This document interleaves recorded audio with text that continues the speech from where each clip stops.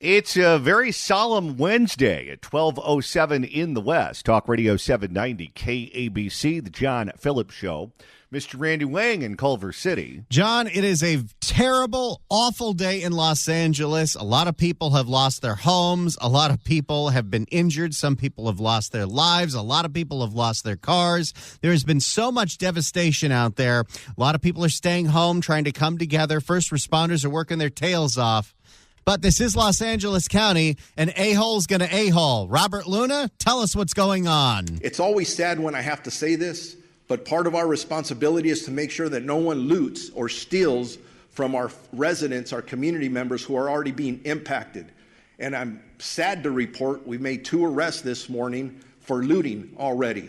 So if you are thinking about coming into any of these areas to steal from our residents, I'm going to tell you something. You're going to be caught, you're going to be arrested, and you're going to be prosecuted. Don't do that. Stay out of these areas.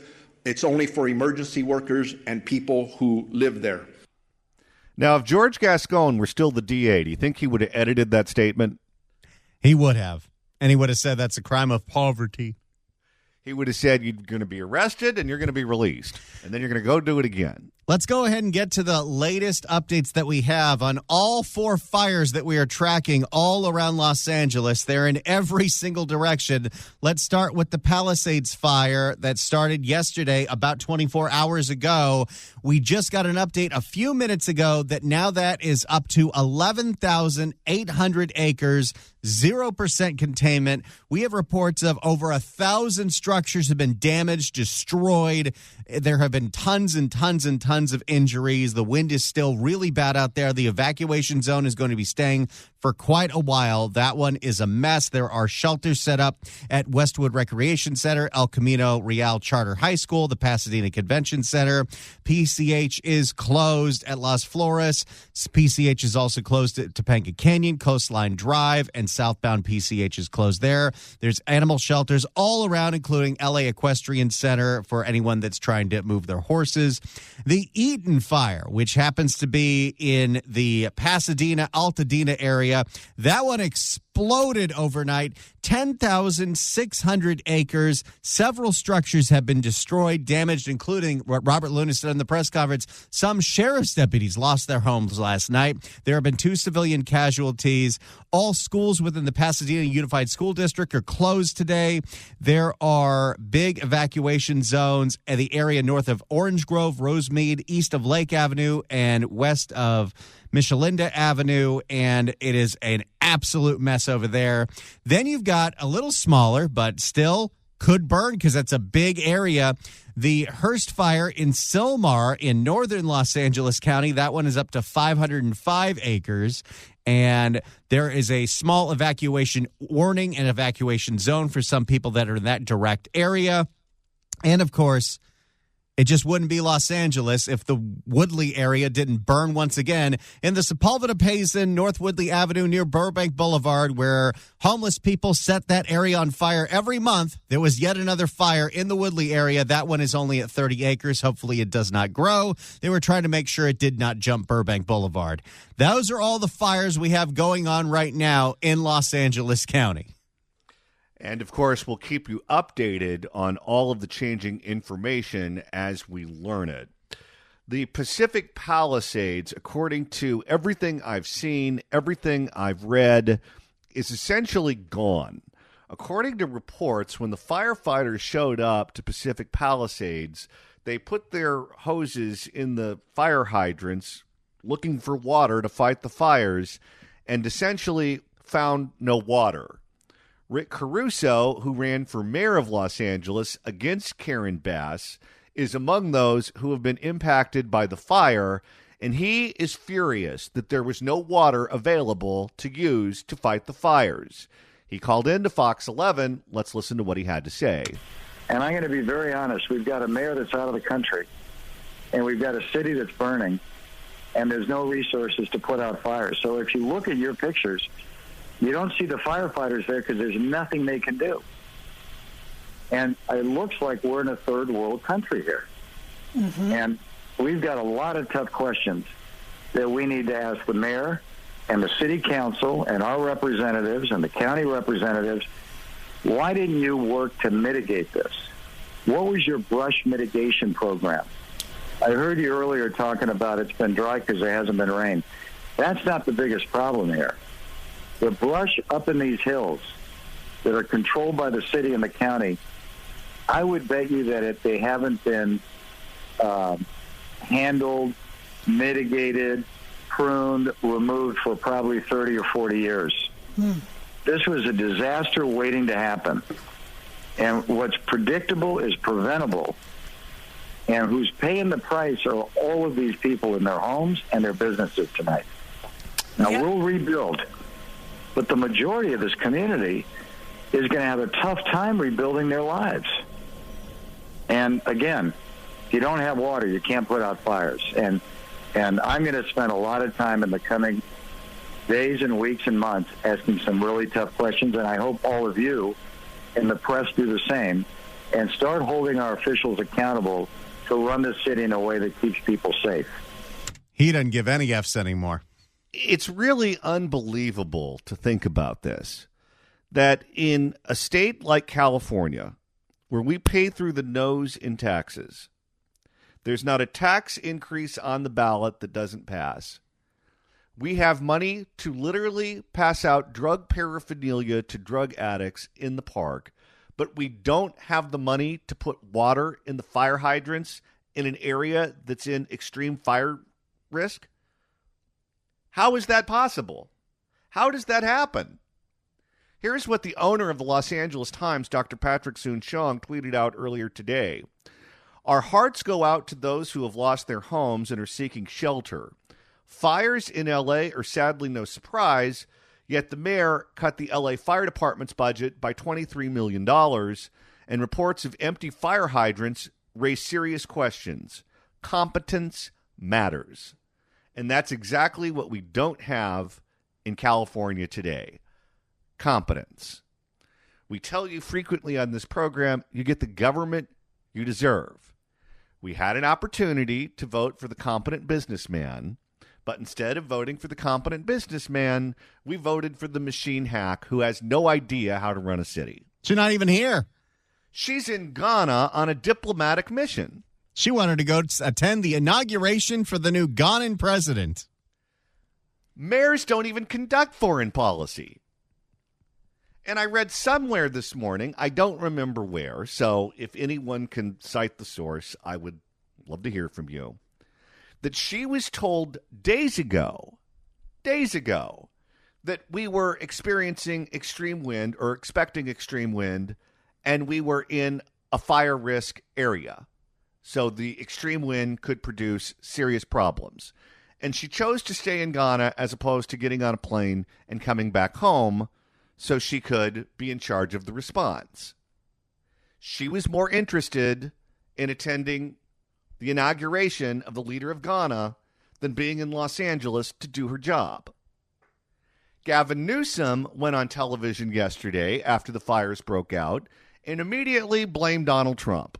Let's listen to him.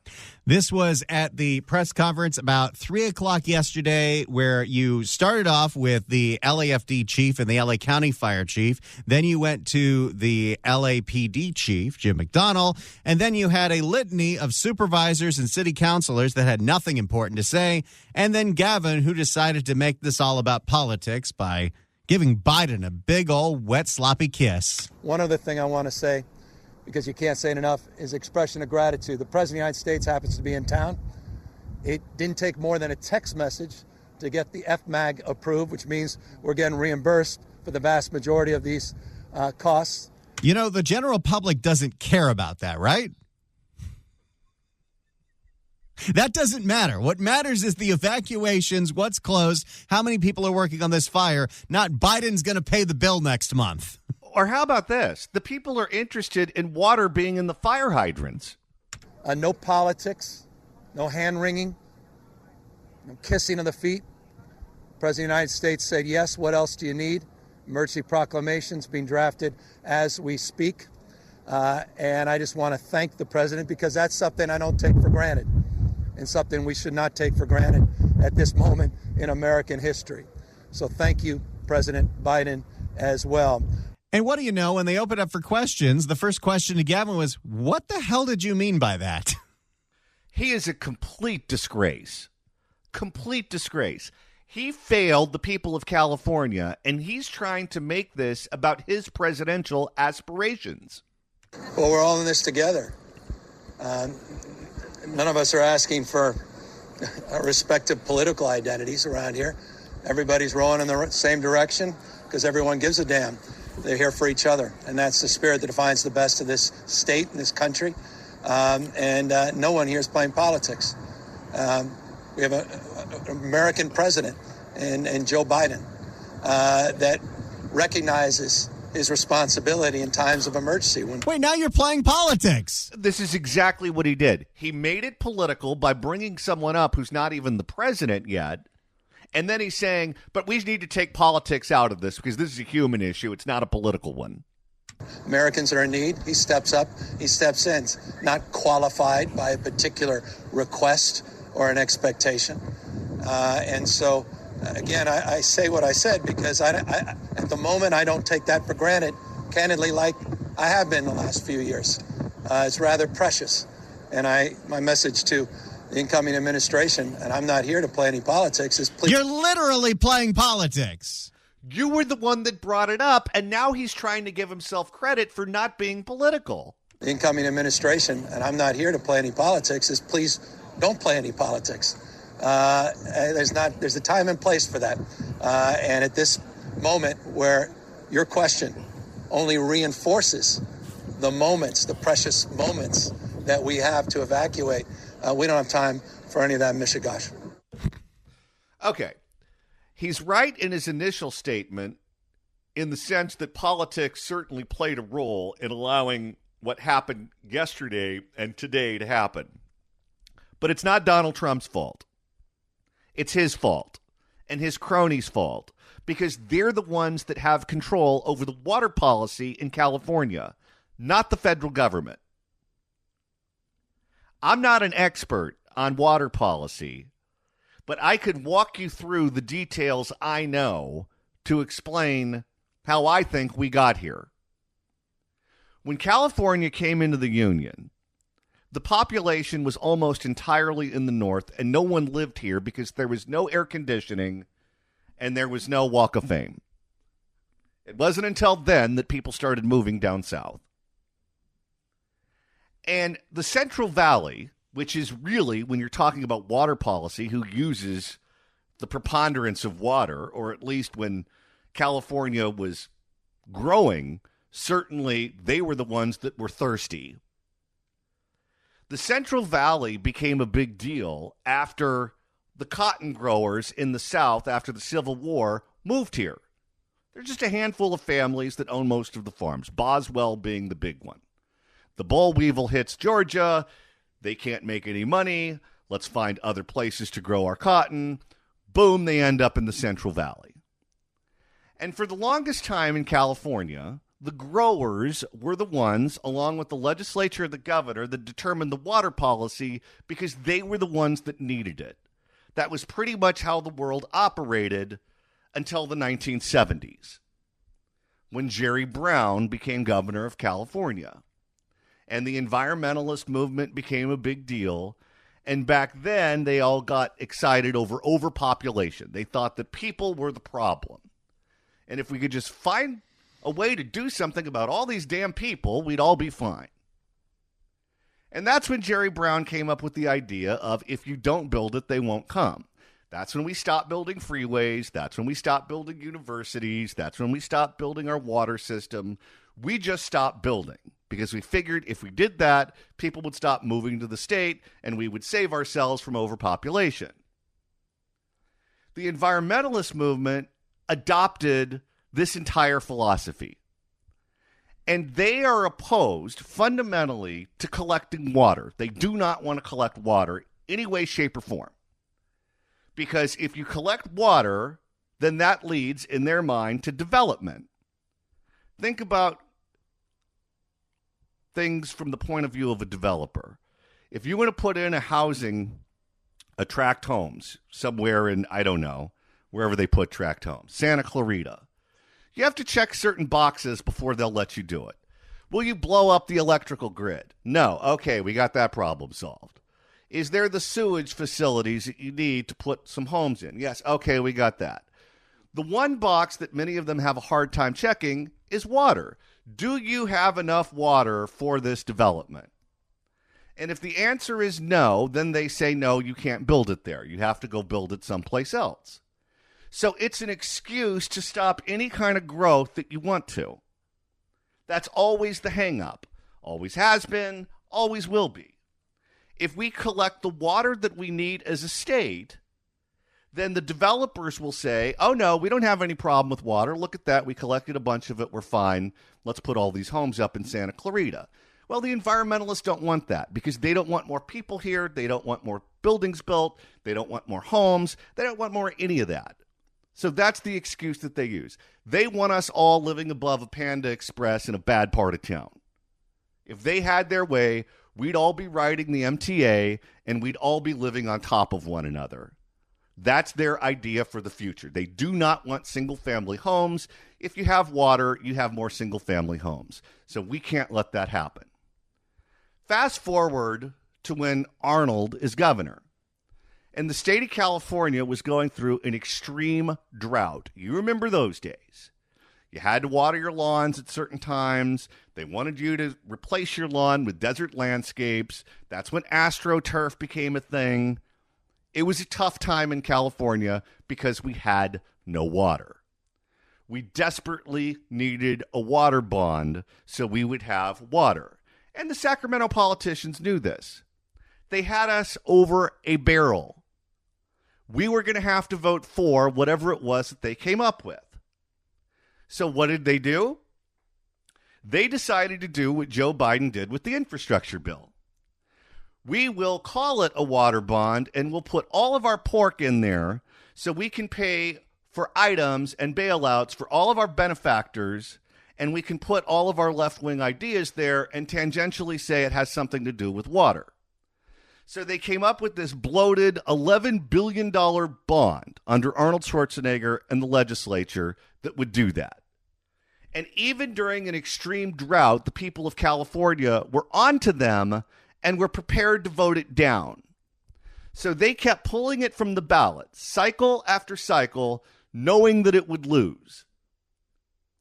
And all of these people who are now in the news trying to say that they're doing everything they can for fire victims were some of the worst offenders.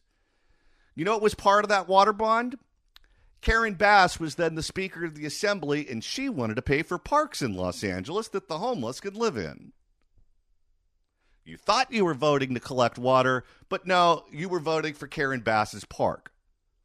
Warren Buffett, who is a billionaire, got a $250 million bailout for one of his companies from a broke state who needed a water bond desperately. And we had to pay him off to the tune of $250 million.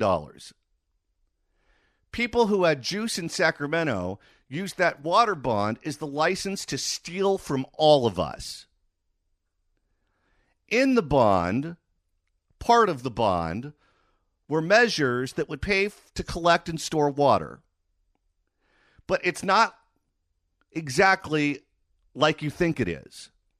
When you pass a water bond, it's not the state that has the money and spends the money and implements the projects.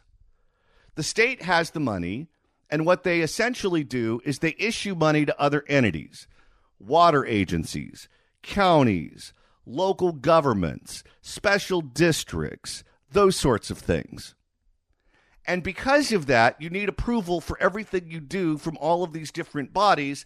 And if you're trying to gum up the system, which is what the environmentalists do, you can make sure that that takes forever and it never happens. We are now 11 years after that water bond passed by the people of California. And what are we doing in terms of water collection? Not much. Because many of these projects are still in the phase of, we need to get approval so we can start building. That's how you end up 11 years later without water to fight the fires. The state of California failed us. They failed us with how they wrote that bond. They failed us with how they implement that bond. They fail us with all of their backwards attitudes about water. We don't have the water because they don't want us to have the water. And if there's any time when a government should not be caught flat-footed with no water in the fire hydrants in a fire risk zone, it's after Lahaina. If you paid attention to what happened in Maui during those fires, part of the reason that island got destroyed the way it did was that the firefighters didn't have access to water. How is it that if you're involved in local government or state government, you can't ensure that your areas that are at fire risk don't have access to water in the fire hydrants? It makes no sense. And why in the world would you defund the fire department now? That also makes no sense. And I'll tell you this, we don't know how these fires started, but I would be willing to wager money that a homeless encampment is responsible for at least one of them. I would be willing to bet however much you're willing to lose that is also in fact true. And if that's true, that is another failure of government. We know these homeless encampments exist in high fire zones, and we don't get rid of them despite that. We know from the chief of the LA Fire Department that 50% of all fires in Los Angeles are started by the homeless encampments. So if that number holds, then 50% of the fires that we're dealing with right now were likely started by the homeless encampments. Well, and look at two of the fires right now. The last time there was a fire in the Palisades, that big one 4 years ago, that was because of a homeless guy. That's the one that George Gascon said, well, you can't blame him. He was just probably trying to keep warm, and it turns out he was an arsonist. And then the Woodley fire, there is a homeless encampment fire there every month. That's on our elected officials because they are willing to play Russian roulette with 5 bullets in the chamber. And then you've got the issue, once we put these fires out and survey the damage, now we all have to figure out how to buy insurance. If you go back to the woman who runs the FAIR Plan, which is the plan of last resort in California, if no one's willing to sell you an insurance policy, you buy your policy through the state of California and the FAIR Plan. And she said that the FAIR Plan was one major fire away from being insolvent. Well, we just had massive fires in a densely populated area. So the working assumption will be the FAIR Plan just went bankrupt yesterday. This has already been declared, just the Palisades fire, the most destructive wildfire in Los Angeles County history, with over 1,000 structures. And that part of town, those houses are not cheap. We invited the state insurance commissioner, Ricardo Lara, on the program today to talk about this. He did not respond to our request. Now, let that sink in. We're all about to lose our insurance as this fire or these fires are raging through the state. And he's not going to come on in the area impacted by the fire to talk to you about your policies. Why? Because he doesn't have to. He doesn't have to. Why did Karen Bass decide to stay in Ghana and not come back to make sure the city got through the fire and that the mayor was here to lead us through? Because she doesn't have to.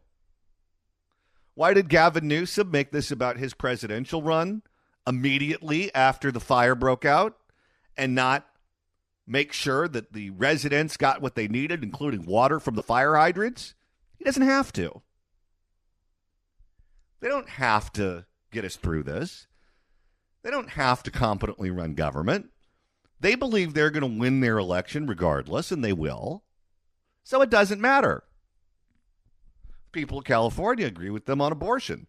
Whether or not they can make sure there's water in the fire hydrant when your house is on fire is not relevant. It's not relevant to them, and it's not relevant to the people who vote for them.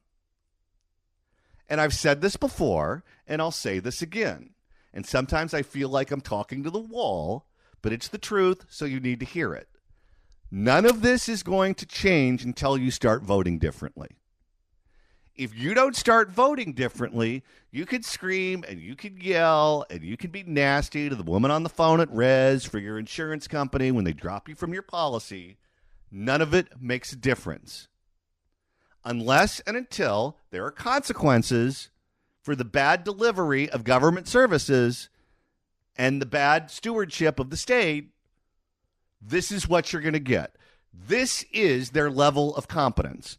And I guarantee you, when they have press conferences, when this is said and done, they are going to be patting each other on the back and congratulating one another for their tremendous leadership. They are not going to regard this as a failure. They're going to regard this as a smashing success. And when you can't buy an insurance policy, or if your house burned down and you have to find alternate lodging, well, that's just the cost of doing business. That's totally outrageous, totally unacceptable, but this is what we have right now in California. The only way that this is going to improve is if every single one of them loses their job. 800-222-5222, 1-800-222-5222 is telephone number. Boy, I went way over. If you'd like to email the show, you can do so at johnnydon'tlikeshow@gmail.com. That's johnnydon'tlikeshow@gmail.com. And Randy, if you want to go back and listen to yesterday's show or Monday's show, that's easy to do. Look, sometimes you need a break from all the fire coverage. This is what we got to talk about today, but if you need to hear something that's a little more humorous, listen to Monday's show or Tuesday's show. There's a lot of good stuff there. Or go back to all the stuff we did in 2024. Listen to that Drop of the Year show. That was a lot of fun. Go to KABC.com, click on podcasts. Go to the Apple Podcast app, iHeart, Spotify. Search for The John Phillips Show. Hit subscribe. Download the episodes. Do a Google on the YouTube or get that handy-dandy KABC app. Search KABC AM in the Apple App Store or the Android Store. It's the easiest way to listen live to this radio station and download all the podcasts. And we're on the move in the San Francisco Bay Area. We do a version of the Fix California Hour every night at 11 o'clock on our sister station, KSFO in San Francisco. KSFO has moved from 560 to AM 810, a bigger, stronger signal that you could hear all throughout the Bay Area, Northern California. And at night, when other stations power down, that signal gets so strong you can hear it in neighboring states. You can even hear it down here crystal clear in Southern California. So set a preset next to 790 for 810. And if you have to do driving around at 11 o'clock at night, listen to the Fix California Hour. The state is on fire. The Pacific Palisades is gone. There was apparently no water in the fire hydrants, so the firefighters couldn't fight the fires in the Pacific Palisades. Rick Caruso is furious, and now it's your opportunity to weigh in at 800-222-5222, 1-800-222-5222.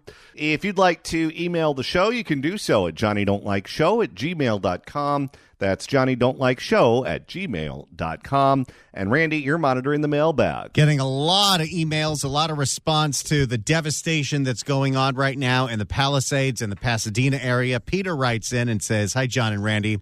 Well, I watched the town I grew up in and my high school, I was in the first graduating class at Poly High in 63, burn to the ground.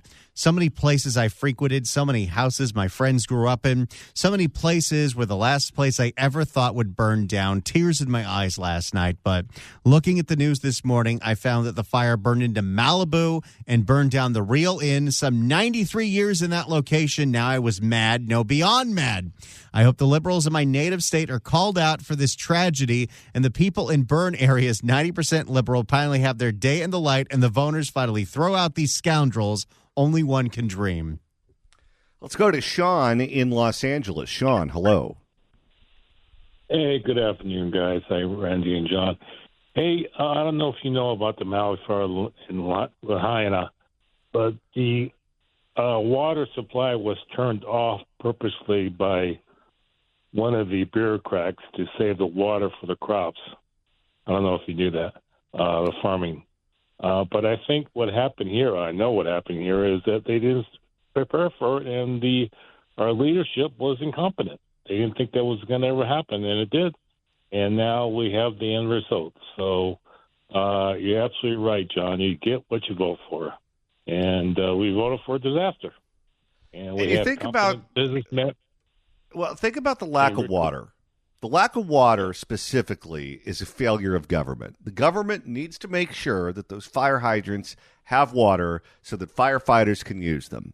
Otherwise, the neighborhood is going to burn down if there's a massive fire, and you're putting the firefighters' lives at risk, too, because if they're there and there's nothing for them to fight the fire with, they might get stuck and they might burn down, too. But you think back 2 years ago to those storms that we had, particularly in Northern California, and I remember them distinctly because I was in Sacramento that New Year's Eve, and the power got knocked out all through Sacramento because the rain was so heavy. And it wasn't just there. San Francisco got flooded. Northern California got flooded all over the place. Had we had the mechanisms in place to collect that water, we wouldn't be having a problem of a lack of water because we'd have it. But if you can't build anything because everything is paralysis by analysis on purpose, then you're always going to be caught flat-footed. Yeah, not only that, though, we don't have a system or a process to store the rainwater that we get, which would have been great. I mean, but you're absolutely right. Backward thinking has gotten us into this problem, and it's going to be very painful to get out of it, sir. Thank you for the call. If you'd like to email the show, you can do so at johnnydon'tlikeshow@gmail.com. And Randy, you're monitoring the mailbag. Will writes in at johnnydon'tlikeshow@gmail.com and says, thankfully, now that Sheng is gone, we have the worst mayor in the world. Yay, us, a worthless lowlife who cut the fire department budget by roughly $23 million. There's nothing funny or amusing about this incompetent garbage can mayor who isn't qualified to greet Walmart shoppers. Let's go to Mike in North Hollywood. Mike, hello. Oh, hey, how you guys doing today? It's a sad day, isn't it? It is. I remember a few Februaries ago when we had all those atmospheres, and I remember hearing on the news and other things that I think about 85% of it rolls back into the ocean. So we're spending money on monorails from Shelbyville to Springfield, so to speak, and we don't have the infrastructure to even collect the water that God gives us. So I think that's ridiculous. I think it's sad. And I just had one other question. Is there any use in, I know that Newsom terms out, but we know he has higher aspirations. Why don't we try to recall him again just to put more blotches on his resume? Because this guy's got to go away forever. He's a serpent.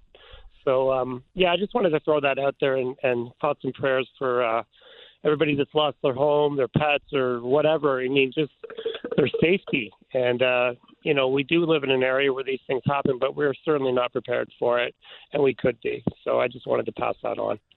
Whether he knows it or not, Gavin Newsom is not going to be president. And prior to recent months, I was kind of on the fence as to whether or not he would sell nationwide. But the fact that there's no water in the fire hydrants, that's something that everyone can understand. And maybe here, if you're a hard partisan, even if your home burns down, you can say, well, he hates Donald Trump. I don't care that there's no water in the fire hydrant and my house burned down. That's how a lot of people on the West Side will see it after everything is said and done. But I don't think if you have other Democrats, if you're a Democratic primary voter in South Carolina, and you have other options that don't have that kind of baggage, why would you choose Gavin Newsom? Why in the world would you do that? And the answer is, I don't think that they will. Well, I agree. Here's a guy that just, whenever there's a crisis, he puts on a baseball cap and looks serious. I mean, he's just such a joke, I'm originally from Toronto, so my father, I grew up young, but I saw the Trudeau first version, and, I feel across the country and across the world, we are shifting more conservative and more common sense across the board. So, it's been a while, but I feel like it's a bit more refreshing. Like, the adults are kind of in charge again in some regards. So, I really appreciate what you guys do every day, pumping out the common sense and hearing the people that need to be heard. So, that's all I got to say about that. And I wish you guys a good day. All right. Thank you for the call, sir. If you'd like to weigh in, give us a call at 800-222-5222. 1-800-222-5222. We're live. We're local. We're here until 3. It's John Phillips Show on Talk Radio 790 KABC.